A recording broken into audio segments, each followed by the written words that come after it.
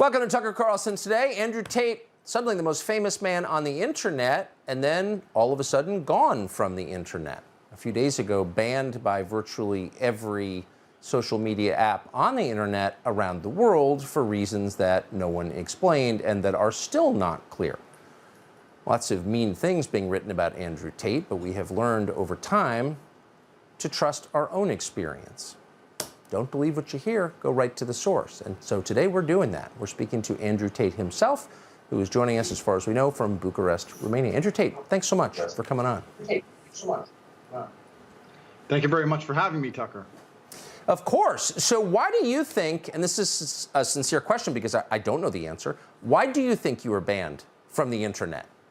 I was banned from the internet for having massive influence over the youth and for not aligning myself with the liberal degeneracy in which they want me to purport to the young people of the world today. Well, so I want to get much deeper into that, but I'm just immediately amused by the phrase liberal degeneracy because, of course, they're accusing you of degeneracy. So you're saying that you exposed how degenerate they are, and they are, of course, completely degenerate. What did you say that they couldn't tolerate? Well, this is the thing that's interesting. I don't really feel like I've exposed anything. Like, I'm truly not a very political person. This is the first time someone's experienced this level of ban. I'm not particularly right-wing. I don't vote. I mean, I obviously have my own personal views, but they didn't ban me for that. They banned me simply because I had large swaths of the population agreeing to very traditional masculine values. Teenage men and young men, 22, 23, 24, were looking up to me and aspiring to be like me. I have a very traditionally masculine life. I have fast cars and a big house and a lot of money and a beautiful girlfriend. And they thought this was very, very threatening. And for some reason, they decided that it's better if they annihilate me from the internet and replace me with somebody who's more aligned with whatever they're trying to purport. I sense that what you're saying is right. Again, I don't really know, but flesh it out a bit. Why would your message, your lifestyle, be so threatening to the people who banned you? Yeah, it's an interesting question because I've been banned under the guise of misogyny and dangerous person. And this is the first time this has ever happened. Like I said before, whenever this was happened, there was political affiliation, and now there really isn't. And it's a very slippery slope. I mean, it's dangerous enough when they're doing it to political rivals, but when they start doing it to anybody who simply says anything they don't like under any label, then this is the beginning of a large wave of censorship which is incoming. They said I'm misogynistic. They said that I say things which are degrading and damaging to women. I strongly reject that point. What I do is I try and stick up for men, and what I do is I try and advertise to the world and to the young men of the world that they should avoid low-quality people of all genders. And through clever censoring of me discussing important issues about men, and through clever editing of some of my videos from very long format into very, very short format, they've managed to media spin and purport the lie that I am some woman-hating misogynist when absolutely nothing could be further from the truth. So I'm happy to let you speak for yourself. Tell us what your message is to young men. Yeah, so I think that being a man is very, very difficult. I think that men's issues are largely overlooked. The people in charge of the world pretend to care, but when somebody who's championing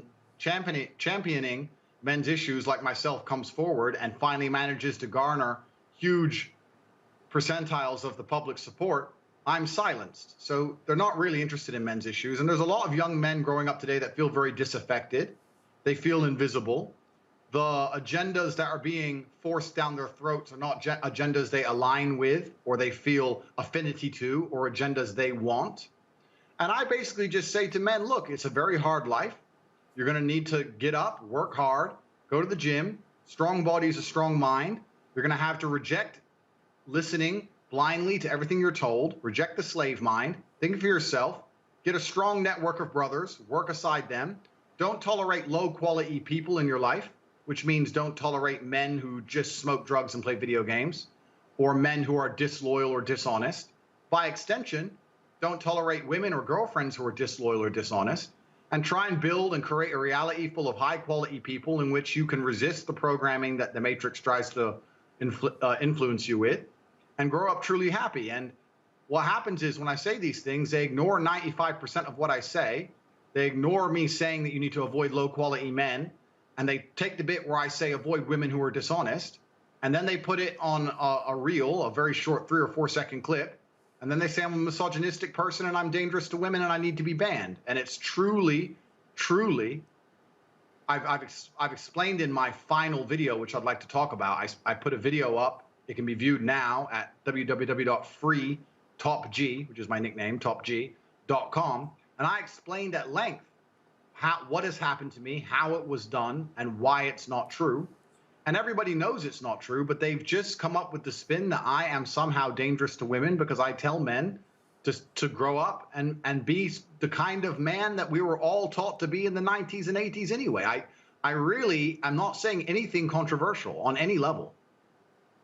Well, I'm not grounded in your work apart from seeing a few videos, but the message you just articulated strikes me as the best possible message. It's hard to imagine who could disagree with that. To give our audience some sense of the scale of your ban, so TikTok, I don't believe you had a TikTok account. Your videos were shared by others on TikTok, and they were one of the most widely viewed categories on TikTok, Andrew Tate videos. TikTok apparently has banned any video of you, not just ones you release, but ones in which you appear. So this is really a reaction without precedent. This wasn't done to the ISIS beheading videos, what they've done to you. So I just want to press you a little bit more on motive. We're both speculating, but it's really interesting. What about the message that you just articulated is so threatening to the people who banned you? Well, I think that, and this is the true shame of it, and I want to make this very clear as a matter of public record, I have no interest in going to war with social media companies. I had no interest in trying to convert large swaths of the population to one political party or another. I had no interest in that. All I was doing was speaking from my personal experience about the difficulties of growing up as a man and how to get the best possible life experience as a man in the world today. And when you do that, you, unfortunately for them, you must teach people to resist the slave mind and to think for themselves and develop character and to learn how to stand up and do the right thing, even if it's difficult, and to not blindly accept programming and to not be physically weak and to not be mentally weak. And what you're doing is, I guess what I'm doing is I'm creating millions and millions of young men who simply won't listen to lies or swallow the garbage they're trying to feed them. And they see me as another way out. They look at a YouTube feed and they see all the videos they're supposed to like. They don't like any of them, and I don't blame them. They see me and they're finally like, wow, somebody who's aspirational, somebody who's living the life I want to live. I want to be like this guy. And they saw that as a threat. I made it very difficult for them to program the young men of the generation with whatever they want to program them with. And for that reason, they decided I was too dangerous to exist and I must be annihilated. If they truly cared about men's mental health, then they would have come to me and said, Andrew Tate, you have huge influence over a large percentage of the population. We're unhappy with certain elements of your messaging. Perhaps it needs curation, perhaps it needs editing. But we understand that you are so respected and so many men look up to you, we can't possibly just delete you from the internet. That's bad for men's mental health as a whole. You're championing issues which a lot of men struggle with. If they were worried about women, they could have approached me with the same rhetoric. Instead, they just decided, no, let's completely annihilate him. And let me make something very, very clear. There is nobody who is against me who has a genuine concern for women. And I'll tell you this now because I have no criminal record. I have never been arrested in any country and held on suspicion of anything. There were some incidents which I talked about in my final video in which I was swatted and accused of crimes I didn't commit. But there are plenty of people on social media with genuine criminal charges against women.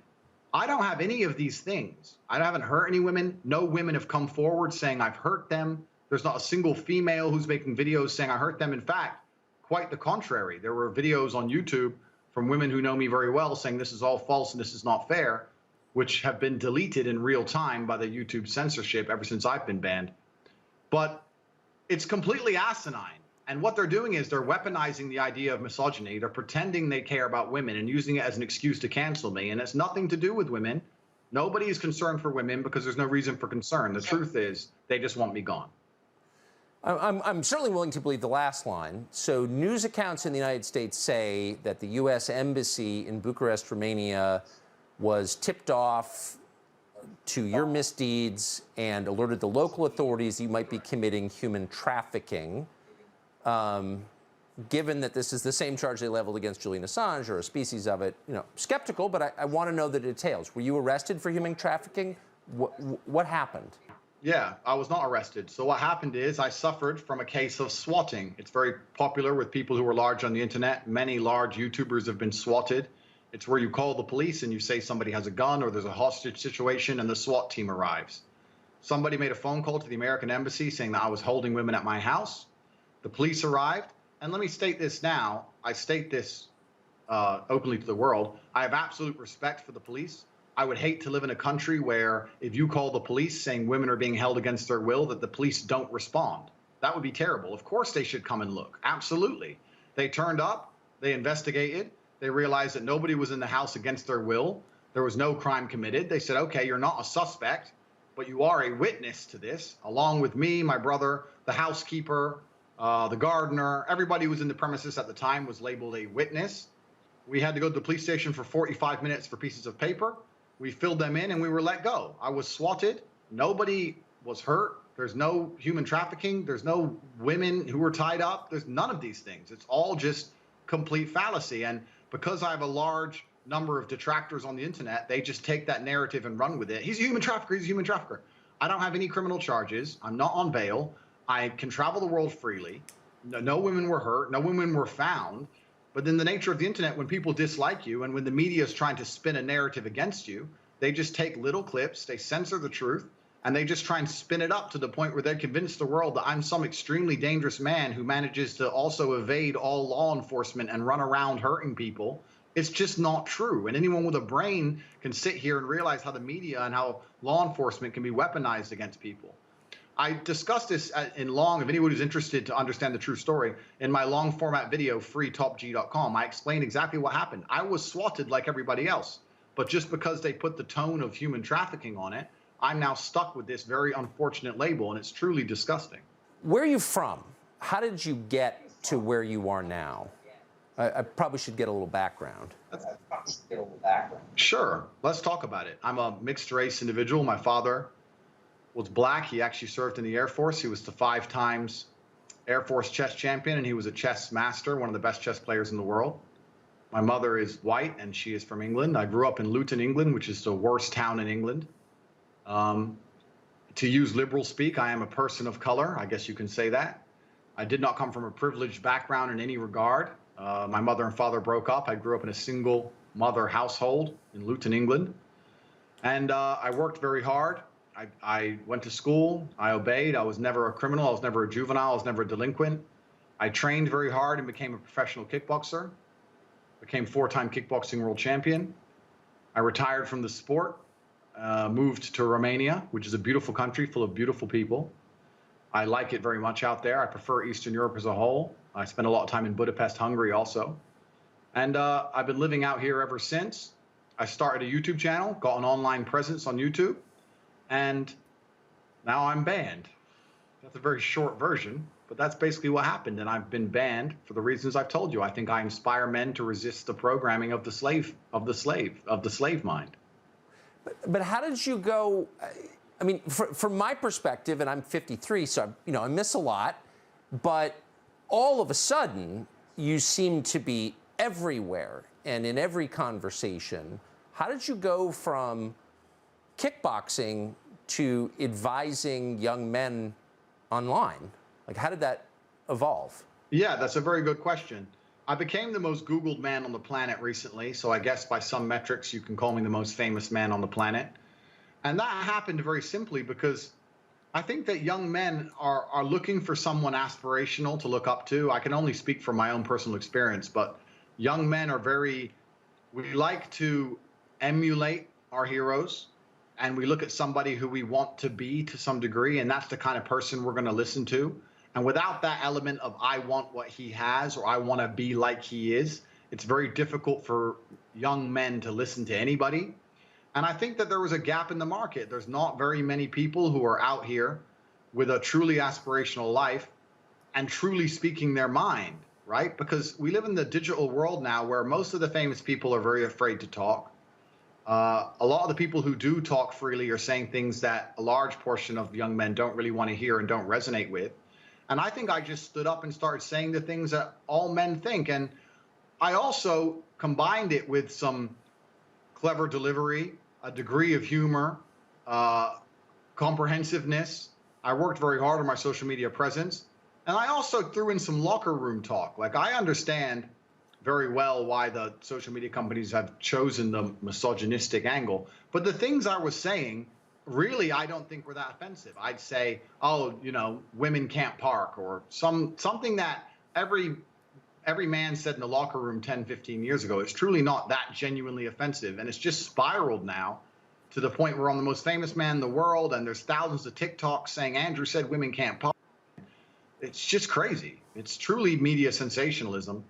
And they've tried to do that because they want that all these narratives pushed so they can ban me. But 95% of my content is purely just about mindset, fitness, training. There's nothing to do with the things they're accusing me of. Nothing at all.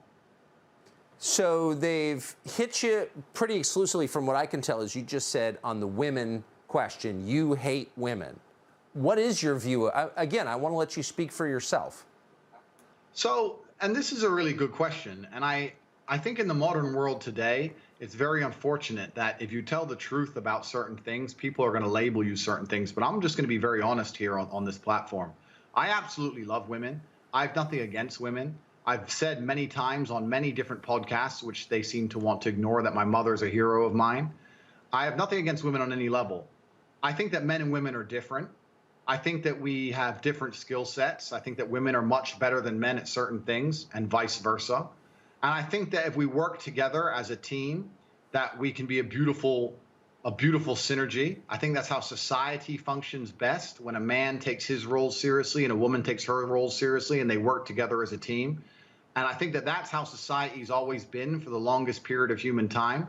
I think outside of the West, that's the way the society still is. I don't think it's really controversial to say that men are, for example, physically stronger than women, and women are, for example, more empathetic than men. I don't think that's controversial. Somehow that's managed to end up super controversial, and I've been accused of being sexist and misogynist and all these terrible things. But I truly believe these things, and I don't believe them in a negative connotation. I really don't. I think a man has a duty to provide for a female and protect her and take care of her. I think that it's a beautiful thing when a man does that. And I think the majority of women want a man who does that. I don't think they want a man who wouldn't do that. But by stating these things and saying these things, they have managed to twist my words and change them into the idea that Andrew says women shouldn't have jobs, they should only live off their man's money. Or Andrew said that men are strong, so women's opinions don't matter, or all these other crazy twists of my language. And it's truly just been internet sensationalism. I can talk at length about why this has happened. I think it's a two-pronged attack. But one is, there's certainly been an agenda against me for a long time. And the second thing is, the internet has changed a lot in recent history. We have to understand that social media today is not the same as it was 4 or 5 years ago. We're now living in the generation of extremely short format video. TikTok is only a few seconds long. So is Instagram Reels. So is YouTube Shorts. And if you ever watch a child on TikTok, or you ever watch anybody on TikTok, look how quickly they scroll. If a video doesn't get their interest, in half a second, they change video. So people are putting together the most shocking, sensationalistic things they can to try and get likes and views. So nobody's interested in taking my long format answers like I'm giving you now and understanding me. What they do instead is they take that tiny clip where I said men are stronger than women, and they put up a video of a guy weightlifting, and then they put up a video of a girl failing to weightlift, and then they put up a laughing voice, ha ha ha ha, and then they throw it on TikTok, and now I'm a misogynist.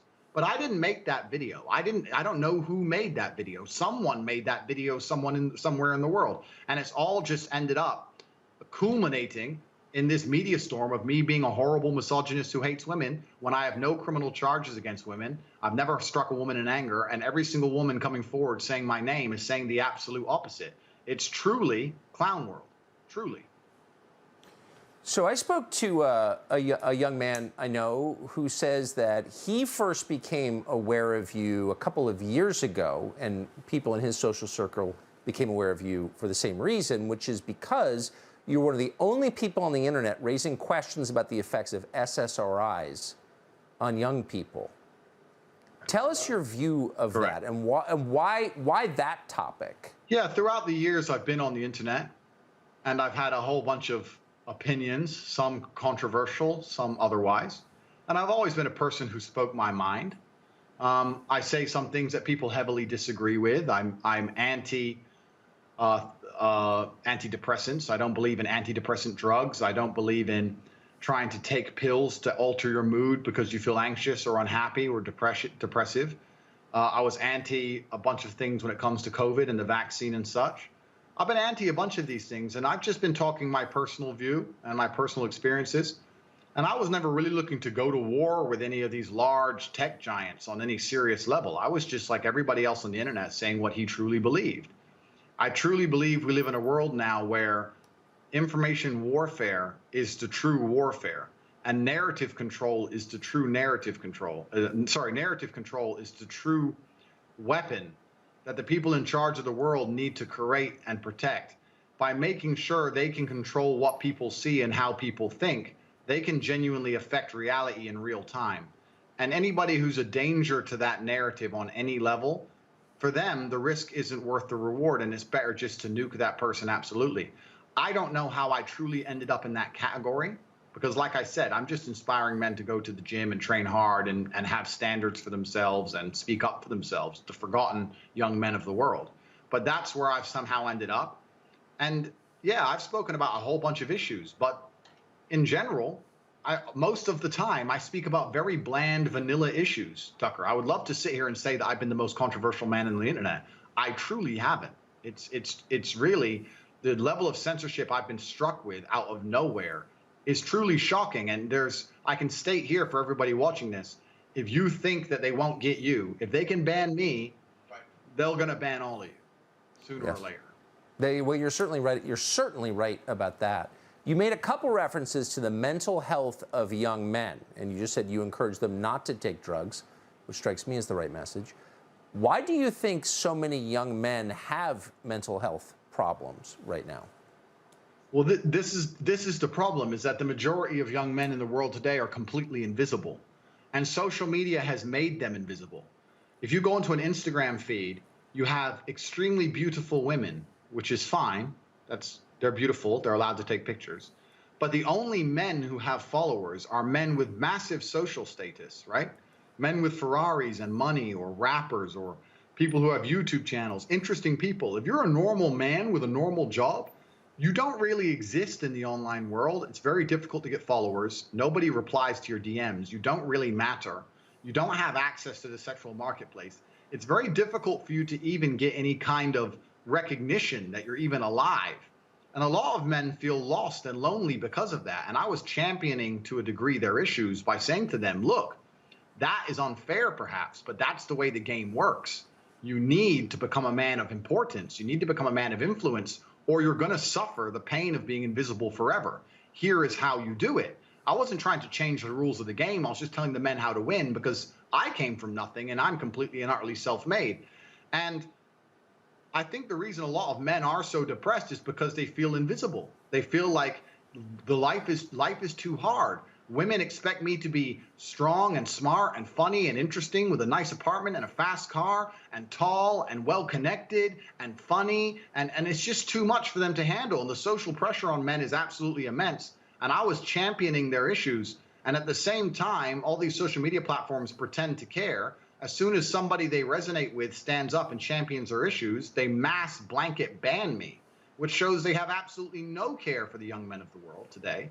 They think that by banning me, I'm just going to vanish, and the young men are just going to go and start eating the gruel that they're fed on their YouTube feed. They don't want to read. They don't want to see transgender people wear makeup. They don't want to see that. They want to see a man who has a bunch of money and a nice life and some fast cars and is strong and is confident. They want an action hero. And that's something that large portions of the world still want to be. And YouTube and social media platforms obviously just don't like the idea of that. They want to get rid of me and try and replace me with something they see as far more malleable, trying to create people which are more malleable and more easy to program and more easy to control. Because people like me, when you try and tell me something, I'm very good at understanding that 99% of the opinions people want you to believe is for their own benefit as opposed to your own. And it's very, very difficult to program my mind. And I don't think they want people like me roaming the earth. You've said that you prefer living in Eastern and Central Europe, Bucharest and in Hungary. How are the attitudes there different about men, do you notice, since you've lived in the UK, the US, and now there? It's actually very interesting because the things I say, which are deemed controversial in the West, are completely normal and standardized here. It's completely normal for the idea of if a family were to go on a long drive at night in the dark and it was raining and it was a dangerous road, the man would probably drive. That's accepted over here. If I say that in the West, I'm sexist. The idea that a man is responsible for financially providing for his family and physically protecting his family, that's completely accepted over here. In the West, I'm a misogynist. It's truly crazy. The place I live is not even the reason my views are what they are. It's just, I think a lot of people actually agree with me. I think it's just a very, very vocal minority which have decided to purport this idea that I hate women. I don't know in how many ways to state that I don't hate women. There's no evidence I hate women. No women are coming forward saying I've ever done anything. There's no evidence at all. It's just TikToks edited up to make me look bad, made by people I don't know, and the media latching onto it and deciding, you know what? COVID's over and everyone's bored of Ukraine, so let's hate Andrew Tate for a while. And hopefully next week they'll find something else to talk about. But it's truly asinine. It's immature, it's childish. And banning me from social media, as we've discussed, is bad for the world. I truly believe that. And I really think it was a mistake. And I think it was a mistake because I think this is the first time the social media companies have banned someone for a non-political reason. And it's really got a lot of the young people of the world thinking now. And they're sitting and thinking, going, okay, well, the politics stuff, that's kind of like, you know, older stuff. But why are they banning him? Like, why are they, is this what they do when you become influential? Why have they really banned him? I've had over 100,000 emails of support since my banning. And the young people of the world today are going to wake up from this banning in a way that they've never woken up from any others, even Trump's.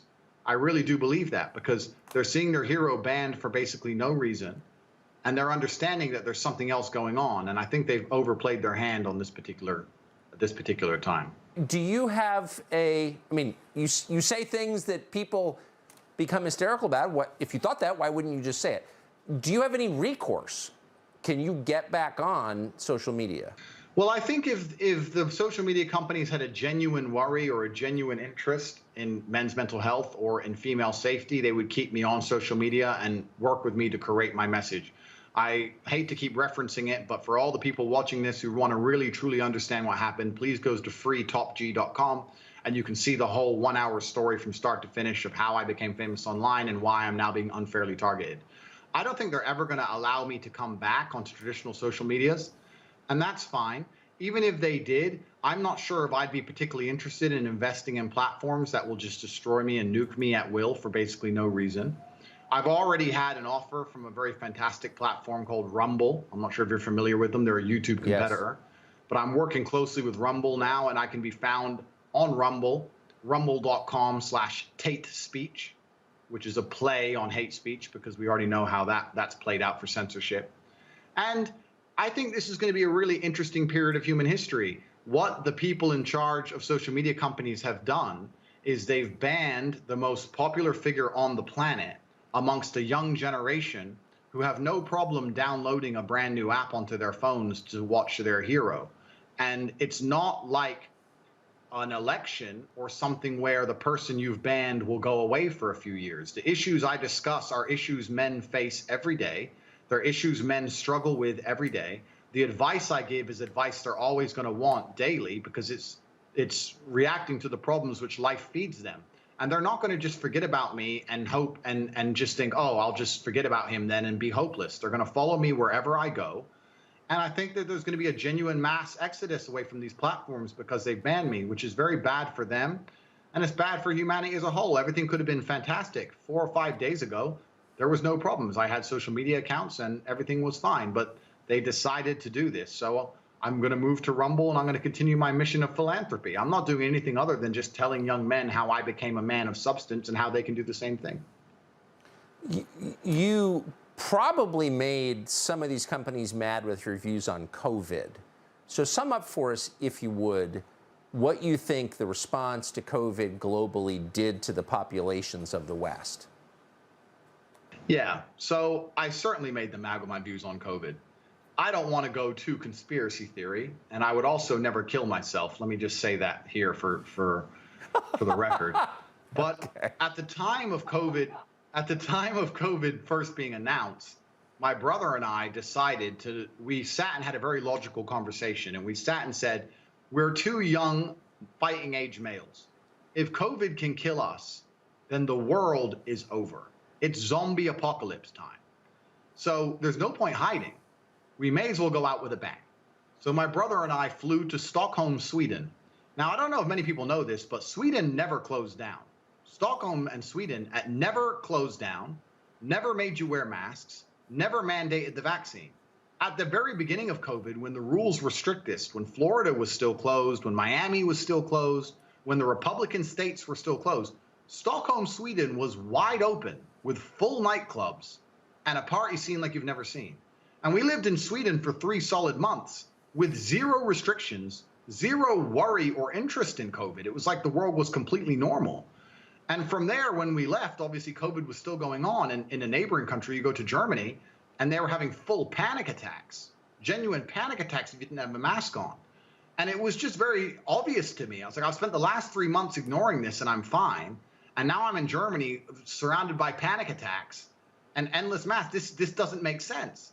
And I told the truth on social media. I said, this is obviously an overreaction, the decimation of your income, the fact you can't go get a doctor's appointment for a genuine ailment or a genuine risk of cancer, for example, the fact that you can't see your loved ones in their final days, these things are far more destructive than the common cold. I think that what they're doing is unfair. I think it's a massive overreaction. And this is based on my personal experience. And I think at the time there was a lot of pushback, but I would like to think now that 99% of the world see I was totally right. You know, it's kind of funny, Tucker. I'll tell you, when at the height of COVID, I used to say to my brother, how will people struggle with the cognitive dissonance when this is all over? Because COVID is still out there. Nothing's gone away. The thing that we were all hiding from is still right there, out there to get you. But now everyone walks around and they're not scared of it anymore. And I'm like, are people critical enough to analyze themselves and say, for a year of my life, I was deathly afraid of something. Now I'm exposing myself to said thing and I'm not afraid anymore. The media tricked me and I was a fool. But they're not. They don't even seem to self-analyze and go, I got tricked. They're just like, oh, okay, next thing. Hey, Andrew now. Like robots. It's mind-bending to me, truly.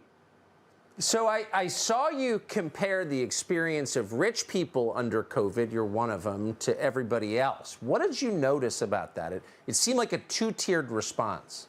Yeah, so the story was very simple. I was flying inside of Europe. There's a lot of low-cost air carriers. It's only low-cost primarily. There's not much first class, business class, anything like that. And I was flying, and my experience was plagued by endless paperwork, wearing a mask, put the mask over your nose. Every time you eat, you have to put the mask on in between. I got told off for not having the mask up high enough. I got told off for drinking too long because my mask wasn't on. Pure panic and chaos. And because I'm fortunate enough to be fiscally secure, from there I decided I'll just buy private jets from now on. And when I bought a private jet, there was no masks, no paperwork, no mask at the airport when I landed. My air stewardess was not wearing a mask. My pilot was not wearing a mask. COVID didn't exist once I bought a private jet. Very interesting. Maybe if you're rich enough, COVID can't take, maybe COVID's scared of money. I'm not sure. But it seems that everyone who's flying on private jets never had to worry about COVID ever. It's just the people at the bottom who had to worry about COVID.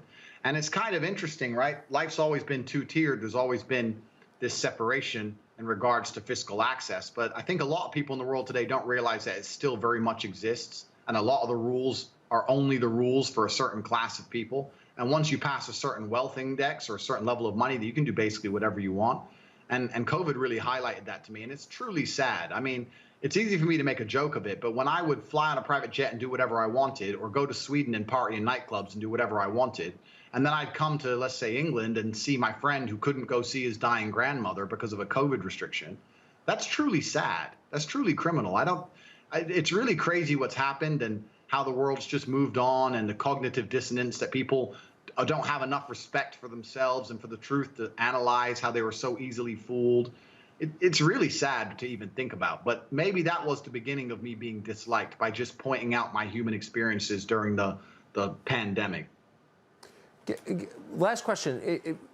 Unpack the sentence you just uttered. You said people don't have enough respect for themselves to analyze the ways they were lied to.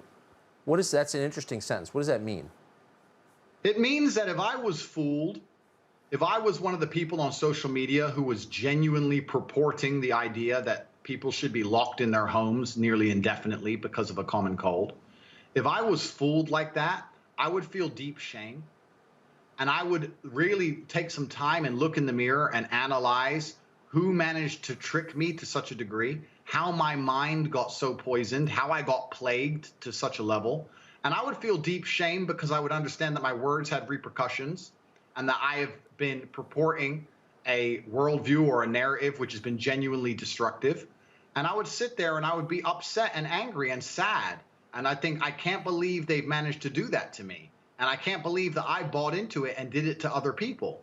But unfortunately, there's people out here who a year ago were running around screaming at other people in the street to wear a mask, who are now not wearing a mask themselves, despite the fact that COVID still exists.